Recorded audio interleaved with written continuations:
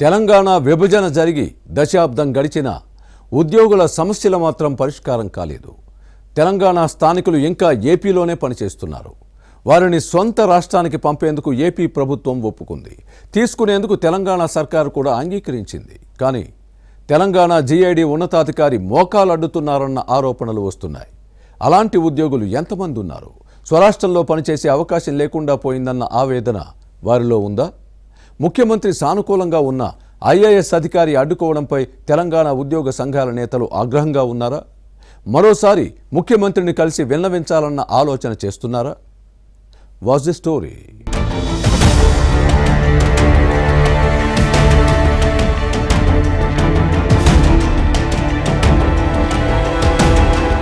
తెలంగాణ ఆంధ్రప్రదేశ్ విభజన జరిగి 10 ఏళ్లైంది. కానీ ఉద్యోగుల విభజన సమస్య మాత్రం నేటికి పూర్తిగా పరిష్కారం కాలేదు.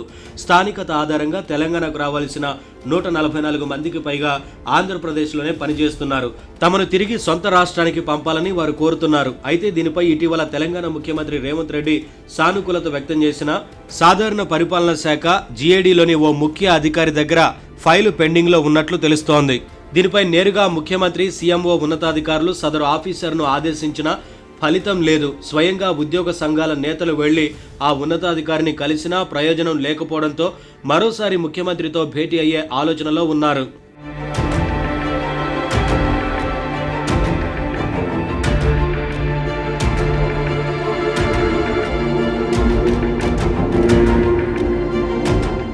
ఏపీ పునర్విభజన చట్టం నిబంధనల ప్రకారం ప్రభుత్వ సంస్థల విభజన ఇంకా పెండింగ్లోనే ఉంది. దీంతో ఆయా సంస్థల్లో పనిచేసే వేలాది మంది ఉద్యోగుల పదోన్నతులు, సర్వీస్ నిబంధనలు, పెన్షన్ సెటిల్మెంట్లపై ఇంకా సందిగ్ధత నెలకొంది. ఇక విద్యుత్ సంస్థల్లో పనిచేస్తున్న ఉద్యోగుల విభజనలోనూ వివాదాలు తలెత్తాయి.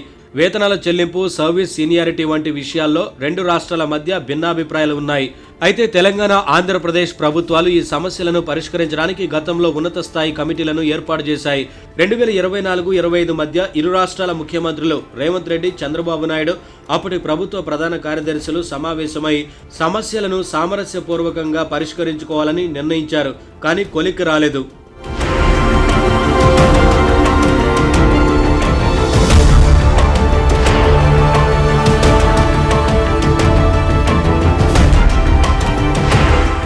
అయితే దీనిపై ఐఏఎస్ అధికారి కొర్రీ పెట్టడంతో ఉద్యోగుల సమస్యలు మళ్లీ మొదటికొచ్చాయి.